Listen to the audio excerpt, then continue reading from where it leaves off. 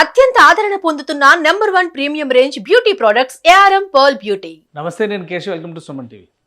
బంగ్లాదేశ్లో జరుగుతున్న మారణకాండ గురించి మొదటిసారిగా ఆంధ్రప్రదేశ్కి సంబంధించినటువంటి ఒక రాజకీయ నాయకులు స్పందించారు.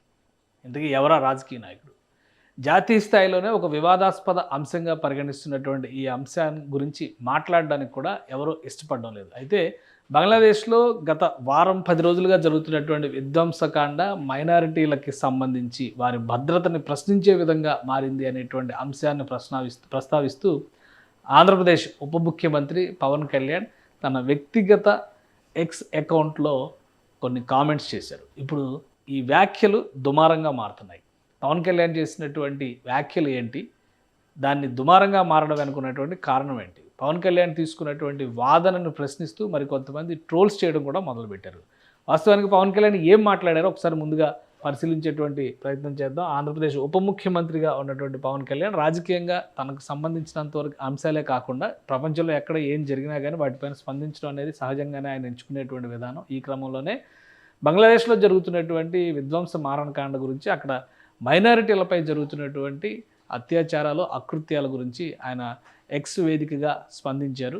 ఆ అంశాలను ఒకసారి మనం పరిశీలిద్దాం. The recent visuals and pictures from Bangladesh are heart wrenching and concerning. From brutal hacking of Bangladesh Communist Party CBP leader Pradeep Bhaumik in Broadway light to vandalize Hindu temples ISKCON and Kali Mata Mandir, to grisly killing of minorities and targeted violence against Hindu minorities, Christians, Buddhists and Ahmadiyya Muslims పైన కూడా యథేచ్ఛగా జరుగుతున్నటువంటి అకృత్యాలపైన పవన్ కళ్యాణ్ స్పందించారు. అక్కడ బంగ్లాదేశ్లో గత 10 రోజులుగా జరుగుతున్నటువంటి పరిణామాలు, ముఖ్యంగా షేక్ హసీనా ప్రధానమంత్రి పదవికి రాజీనామా చేసి భారతదేశంలో శరణార్థిగా ఉన్నప్పటి నుంచి కూడా ఇస్లామిక్ తీవ్రవాదానికి సంబంధించినటువంటి ప్రధానంగా జమాతే ఇస్లామీ లాంటి సంస్థలకు సంబంధించిన వ్యక్తులు యథేచ్ఛగా ఇళ్లపైన దాడులు చేస్తూ అనేక మందిని హత్యలు చేస్తున్నటువంటి పరిస్థితి ఉంది. అత్యాచారాలకు పాల్పడుతున్న పరిస్థితి ఉంది. ఆస్తుల దహనానికి పాల్పడుతున్నటువంటి పరిస్థితి కూడా ఉంది. ఈ నేపథ్యంలోనే పవన్ కళ్యాణ్ ఈ స్పందన వ్యక్తపరిచారు.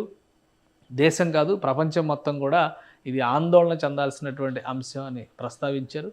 వాస్తవానికి అక్కడ మన దేశంకి బంగ్లాదేశ్కి ఉన్నటువంటి అనుబంధం కావచ్చు, చారిత్రకంగా ఉన్నటువంటి సంబంధ బాంధవ్యాలు కావచ్చు, కేవలం ఒకే ఒక్క అంశం, మతం పరంగా చీలినటువంటి దేశంగా బంగ్లాదేశ్ని గుర్తిస్తారు. కాబట్టి ఆ క్రమంలోనే బంగ్లాదేశ్లో జరుగుతున్నటువంటి అకృత్యాలపైన గత 20 రోజుల్లో జరిగినటువంటి అకృత్యం, అంటే షేక్ హసీనా రాజీనామా చేసిన తర్వాత జరిగినటువంటి వారం రోజుల పరిణామాలు చూస్తేనే దాదాపు 200కి పైగా ఇన్సిడెంట్లు నమోదైనట్టుగా బంగ్లాదేశీ మీడియానే వెల్లడిస్తున్నటువంటి పరిస్థితి. అందులో ఎక్కువగా బాధిత వర్గాలుగా మారింది హిందూ మైనారిటీలు, ఇతర వర్గాలకు, మైనారిటీ వర్గాలకు చెందినటువంటి ఇతర వ్యక్తులు. అలానే హత్యలు కూడా అదే స్థాయిలో జరిగినాయి. కమ్యూనిస్టు పార్టీ, బంగ్లాదేశ్ కమ్యూనిస్టు పార్టీలో కీలకమైనటువంటి యువనేతగా ఎదిగిన ప్రదీప్ భౌమిక్ని బహిరంగంగా తలకిందులుగా వేలాడదీసి రాళ్ళు కర్రలతో కొట్టి చంపేశారు. ఆ దృశ్యాలన్నీ కూడా ఎక్స్ వేదికగా వైరల్ అయ్యాయి. అలానే రవీంద్రనాథ్ ఠాగూర్ మన దేశానికి జాతీయ గీతం ఎలా రాశారో బంగ్లాదేశ్ జాతీయ గీతాన్ని కూడా రాసింది రవీంద్రనాథ్ ఠాగూర్. అమర సోనార్ బంగ్లా అంటూ రాసినటువంటి ఆ పాటకి ఆయనే కర్త. అలాంటి వ్యక్తి విగ్రహాలను కూడా ధ్వంసం చేసి ఎక్కడికెక్కడ విధ్వంసానికి పాల్పడుతున్నటువంటి పరిస్థితి ఉంది. ఈ నేపథ్యంలో I call up on the UN human rights and UNHRC, Bangladesh high commissioner in India, so ఇవన్నీ కూడా మెన్షన్ చేశారు. ఐక్యరాజ్య సమితి మానవ హక్కుల విభాగాలకి సంబంధించి బంగ్లాదేశ్ హై కమిషనర్ కూడా ఆయన విజ్ఞప్తి చేశారు. ఇమీడియట్గా అక్కడ చర్యలు తీసుకోవాలి, రెస్టోర్ పీస్ అండ్ ఆర్డర్ అని చెప్పని విజ్ఞప్తి చేశారు పవన్ కళ్యాణ్. వాస్తవానికి అసలు బంగ్లాదేశ్లో మైనారిటీల కోటాలో హిందువులు ఎంతమంది ఉన్నారు, ఇంత పెద్ద ఎత్తున దాడులు ఎందుకు జరుగుతున్నాయి? అదే క్రమంలో షేక్ హసీనా ప్రభుత్వానికి గతంలో మద్దతుగా ఎక్కువగా నిలిచింది మైనారిటీలే. కారణం, ఉద్యమం అంతా జరుగుతుంది రిజర్వేషన్ ప్రాతిపదికన. రిజర్వేషన్ల కేటగిరీలో మైనారిటీలకు కూడా 5% రిజర్వేషన్ కేటాయించినటువంటి పరిస్థితి ఉంది. కాబట్టి మైనారిటీలను ఎక్కువ టార్గెట్ చేస్తూ వాళ్ళ ఆస్తుల ధ్వంసానికి, వాళ్ళల్లో ఒక భయాందోళన సృష్టించేటువంటి ప్రయత్నాలు జరుగుతున్నట్టుగా సమాచారం ఉంది. సో ఈ క్రమంలోనే పవన్ కళ్యాణ్ ఈ వ్యాఖ్యలు చేశారు. అసలు బంగ్లాదేశ్లో ఉన్నటువంటి మైనారిటీల పరిస్థితి ఏంటనేది కూడా ఒకసారి మనం పరిశీలించేటువంటి ప్రయత్నం చేద్దాం. బంగ్లాదేశ్కి స్వాతంత్రం అంటే 1972లో బంగ్లాదేశ్ ఆవిర్భావం నుంచి కనుక మనం చూసినట్లయితే అక్కడ ఉన్నటువంటి జనాభా ప్రాతిపదికన 2010 నాటికి ఒకసారి మనం పరిశీలిద్దాం. 2010 నాటికి ఇక్కడ ఉన్నటువంటి జనాభా, ముఖ్యంగా బంగ్లాదేశ్లో ఉన్నటువంటి మత ప్రాతిపదికన జనాభాను ఒకసారి పరిశీలించి చూస్తే 2010 నాటికి బంగ్లాదేశ్లో ఉన్నటువంటి జనాభా ముస్లిం పాపులేషన్ పరంగా చూస్తే 88.4% మంది ముస్లిం జనాభా ఉంది బంగ్లాదేశ్లో. అంటే వీళ్ళందరూ కూడా సున్నీ వర్గానికి చెందినటువంటి ముస్లిమ్స్గానే పరిగణించబడినటువంటి వాళ్ళు, షియాలు, అలానే అహ్మదీయ ముస్లింలు కూడా చాలా తక్కువ సంఖ్యలో ఉన్నారు. అలానే హిందూకి సంబంధించినటువంటి జనాభా, హిందువుల జనాభా పరంగా చూస్తే కనుక 10.4% వరకు 2010 నాటికి ఉన్నటువంటి జనాభా ఇది. ఆ తర్వాత అనేక పరిణామాలు జరిగినాయి. ఈ పరిణామ క్రమంలో మరింతగా మైనారిటీ వర్గాలు చెల్లాచెదురైనటువంటి పరిస్థితి ఉంది. ఇక్కడ బుద్ధిస్ట్ జనాభా కూడా చెప్పుకోదగినటువంటి స్థాయిలోనే ఉంది. 0.7% బంగ్లాదేశ్లో బుద్ధిస్టులు, అలానే క్రిస్టియన్స్, ముఖ్యంగా రోమన్ క్యాథలిక్ వర్గానికి చెందినటువంటి వారందరూ కూడా చూస్తే 0.5% బంగ్లాదేశ్లో ఉన్నటువంటి జనాభా.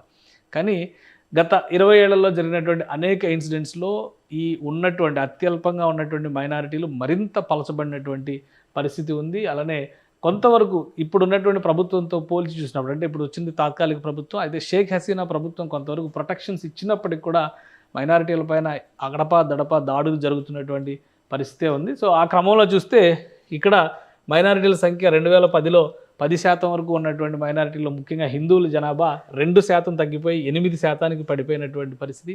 అలానే బుద్ధిస్ట్ పాపులేషన్లో 2022 నాటికి ఉన్నటువంటి నంబర్స్ ఇవి 0.8% నుంచి 0.7%, 6%కి పడిపోయినటువంటి పరిస్థితి. అలానే ఇక్కడ 0.5% క్రిస్టియన్ మైనారిటీలకు సంబంధించి 2010లో ఉన్నటువంటి జనాభా 0.3%కి పడిపోయినటువంటి పరిస్థితి. సో గత సెక్యులర్ ప్రభుత్వం లేదా ఒక సురక్షిత ప్రభుత్వం ఉంది అనుకుంటున్నటువంటి తరుణంలో కూడా బంగ్లాదేశ్లో పెద్ద ఎత్తున దాడులు జరుగుతున్నటువంటి పరిస్థితి ఉంది. అలానే అక్కడ ఉన్నటువంటి అన్సర్టనిటీని దృష్టిలో పెట్టుకొని చాలామంది మత మార్పిడులు జరిగినాయి లేదా ఆ దేశం వదిలి వెళ్ళిపోయినటువంటి పరిస్థితి ఉంది. ఈ క్రమంలోనే 2022 నాటికి ఈ జనాభా పడిపోయింది. అలానే ముస్లిం పాపులేషన్ ఏకంగా 91.1%కి పెరిగినటువంటి పరిస్థితి 2022 నాటికి బంగ్లాదేశ్లో చూసినటువంటి చిత్రం. ప్రస్తుతం జరుగుతున్నటువంటి దాడుల ఫలితంగా వందల మంది శరణార్థులు భారతదేశ సరిహద్దుల్లోంచి చొరబడి లోపలికి రావడానికి ప్రయత్నాలు చేస్తున్నారు. అందులో ఎక్కువ శాతం మంది హిందూ లేదా మైనారిటీ వర్గాలకు చెందినటువంటి ప్రజానీకమే ఉన్నట్టుగా సమాచారం అందుతుంది.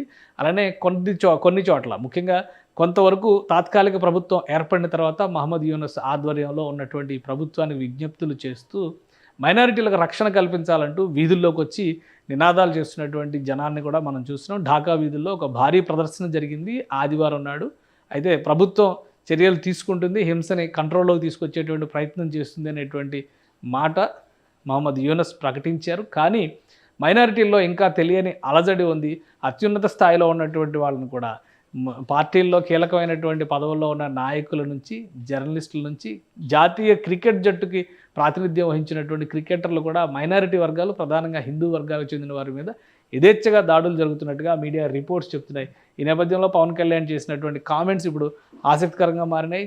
నేషనల్ హెచ్ఆర్సీ, యుఎన్హెచ్ఆర్సీ ఏ విధంగా రెస్పాండ్ అవుతుంది, అలానే జాతీయ స్థాయిలో చూసినప్పుడు కేంద్ర ప్రభుత్వం ద్వారా కూడా ఒత్తిడి తీసుకురావాల్సినటువంటి అవసరం ఉంది అనేటువంటి అభిప్రాయం పవన్ కళ్యాణ్ వ్యాఖ్యల్లో ఆంతర్యంగా కనిపిస్తుంది. బంగ్లాదేశ్ హై కమిషనర్కి ప్రత్యేకమైనటువంటి విజ్ఞప్తి చేసినటువంటి పరిస్థితి ఇందులో ఉంది. సో ఈ నేపథ్యంలో ఆయన చేసినటువంటి వ్యాఖ్యలు దేశంలో జరుగుతున్నటువంటి దాడుల గురించి పట్టించుకోకుండా బంగ్లాదేశ్ అంశం గురించి పవన్ కళ్యాణ్ మాట్లాడడం విచిత్రంగా ఉంది అంటూ అప్పుడే వైరల్ కామెంట్స్, నెగిటివ్ కామెంట్స్ చేస్తున్నటువంటి పరిస్థితి కూడా ఉంది. కానీ కేంద్ర ప్రభుత్వం ఈ అంశం పైన, ముఖ్యంగా బంగ్లాదేశ్లో ఉన్నటువంటి మైనారిటీ వర్గాల రక్షణకు సంబంధించి అంతర్జాతీయ సమాజాన్ని ఏ విధంగా భారత ప్రభుత్వం సన్నద్ధం చేస్తుందనేటువంటి అంశం పైన కూడా ఇప్పుడు ఆసక్తి నెలకొని ఉంది. సుమన్ టీవీలో మీ పర్సనల్ అండ్ బిజినెస్ ప్రమోషన్స్ కోసం కింది నెంబర్కి కాంటాక్ట్ చేయండి.